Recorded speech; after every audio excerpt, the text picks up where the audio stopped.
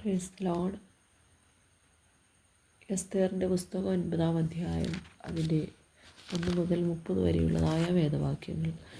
Adar മാസമായ 12-ാം മാസം 13-ാം തീയതി രാജാവിൻ്റെ കൽപ്പനയും തീർപ്പും നടത്തുവാനെടുത്തപ്പോൾ യഹൂദന്മാരുടെ ശത്രുക്കൾ അവരുടെ നേരെ പ്രാബല്യം പ്രാപിക്കുമെന്ന് ആശിച്ചതും നേരെ മറിച്ച് യഹൂദന്മാർക്ക് തങ്ങളുടെ വൈരികളുടെ നേരെ പ്രാബല്യം പ്രാപിച്ചതുമായ ദിവസത്തിൽ തന്നെ അഹശ്വേരോശ് രാജാവിൻ്റെ സകല സംസ്ഥാനങ്ങളിലും യഹൂദന്മാർ തങ്ങളുടെ പട്ടണങ്ങളിൽ തങ്ങളോട് ദോഷം ചെയ്യുവാൻ ഭാവിച്ചവരെ കയ്യേറ്റം ചെയ്യേണ്ടതിന് ഒന്നിച്ചുകൂടി. അവരെയുള്ള പേടി സകല ജാതികളുടെയും മേൽ വീണിരുന്നത് കൊണ്ട് ആർക്കും അവരോട് എതിർത്ത് നിൽപ്പാൻ കഴിഞ്ഞില്ല.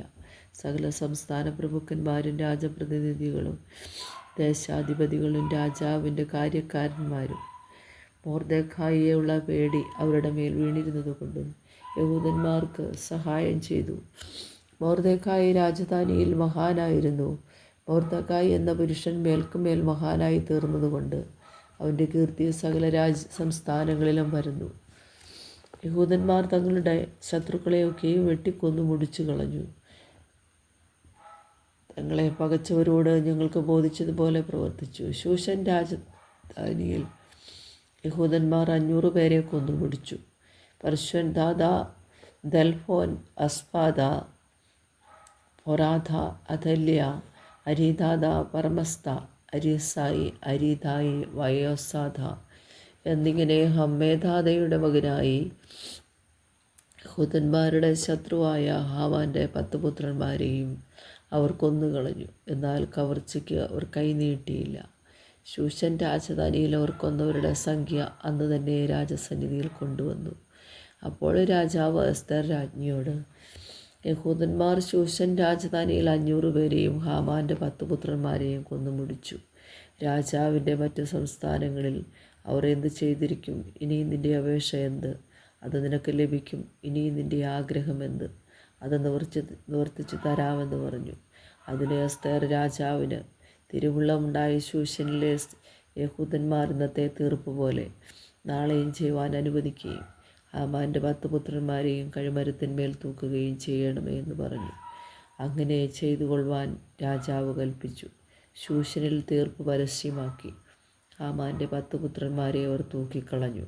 ശൂഷനിലെ യഹൂദന്മാർ ആദാർ മാസം 14-ാം തീയതിയും ഒന്നിച്ചുകൂടി ശൂഷനിൽ 300 പേരെ കൊന്നു. എങ്കിലും കവർച്ചയ്ക്ക് അവർ കൈനീട്ടിയില്ല. രാജാവിൻ്റെ സംസ്ഥാനങ്ങളിലെ ശേഷം യഹൂദന്മാർ ആദാർ മാസം 13-ാം തീയതി ഒന്നിച്ചുകൂടി തങ്ങളുടെ ജീവരക്ഷയ്ക്കായി പൊരുതി ശത്രുക്കളുടെ കയ്യിൽ നിന്ന് ഒഴിഞ്ഞു വിശ്രമം പ്രാപിച്ചു. അവർ തങ്ങളുടെ വൈരികളിൽ 75,000 പേരെ കൊന്നുകളഞ്ഞു. എങ്കിലും കവർച്ചയ്ക്ക് കൈനീട്ടിയില്ല. ആ മാസം 14-ാം തീയതിയോ അവർ വിശ്രമിച്ചു. വിരുന്നും സന്തോഷവുമുള്ള ദിവസമായിട്ട് അതിനെ ആചരിച്ചു. ശൂഷനിലെ യഹൂദന്മാർ ആ മാസം 13-ാം തീയതിയും 14-ാം തീയതിയും ഒന്നിച്ചുകൂടി. 15-ാം തീയതി അവർ വിശ്രമിച്ച് അതിനെ വിരുന്നും സന്തോഷമുള്ള ദിവസമായിട്ട് ആചരിച്ചു. അതുകൊണ്ട് മതിലില്ലാത്ത പട്ടണങ്ങളിൽ പാർക്കുന്ന നാട്ടുപുറങ്ങളിലെ യഹൂദന്മാർ ആദാർ മാസം 14-ാം തീയതിയെ സന്തോഷവും വിരുന്നുമുള്ള ദിവസവും ഉത്സവദിനവുമായിട്ട് ആചരിക്കുകയും തമ്മിൽ സമ്മാനങ്ങൾ കൊടുത്തയക്കുകയും ചെയ്യുന്നു. ആണ്ടുതോറും ആദാർ മാസം 14-ാം 15-ാം തീയതി യഹൂദന്മാർ തങ്ങളുടെ ശത്രുക്കളുടെ കയ്യിൽ നിന്ന് ഒഴിഞ്ഞു വിശ്രമിച്ച് ദിവസങ്ങളായിട്ടും ദുഃഖം അവർക്ക് സന്തോഷമായും വിലാപം ഉത്സവമായും തീർന്ന മാസമായിട്ടും ആചരിക്കണമെന്നും അവയെ വിരുന്നും സന്തോഷമുള്ള നാളുകളും തമ്മിൽ സമ്മാനങ്ങളും ദരിദ്രന്മാർക്ക് ദാനധർമ്മങ്ങളും കൊടുക്കുന്ന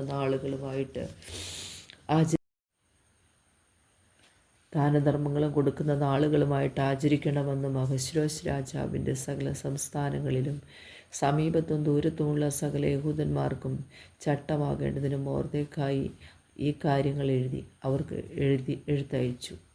അങ്ങനെ യഹൂദന്മാർ തങ്ങൾ തുടങ്ങിയിരുന്നതും മൊർദെഖായി തങ്ങൾക്ക് എഴുതിയിരുന്നതുമായ കാര്യം ഒരു ചട്ടമായി കൈക്കൊണ്ട് ആഗാഗ്യനായ ഹമ്മേദാദയുടെ മകനായി എല്ലാ യഹൂദന്മാരുടെയും ശത്രുവായ ഹാമാൻ യഹൂദന്മാരെ നശിപ്പിക്കേണ്ടതിന് അവരുടെ നേരെ ഉപായം ചിന്തിക്കുകയും അവരെ നശിപ്പിച്ച് മുടിക്കേണ്ടതിന് പൂരെന്ന ചീട്ടിടുവിക്കുകയും കാര്യം രാജാവിന് അറിവ് കിട്ടിയപ്പോൾ അവൻ യഹൂദന്മാർക്ക് വിരോധമായി ചിന്തിച്ചിരുന്ന ഉപായം അവൻ്റെ തലയിലേക്ക് തന്നെ തിരിയുവാനും അവനെയും അവൻ്റെ പുത്രന്മാരെയും കഴുകുമരത്തിന്മേൽ തൂക്കിക്കളവാനും രാജാവ് രേഖാമൂലം കൽപ്പിക്കുകയും ചെയ്തതുകൊണ്ട് അവർ ആ നാളുകൾക്ക് പൂര എന്ന പദത്തിൻ്റെ പൂരീം എന്ന് പേർ വിളിച്ചു.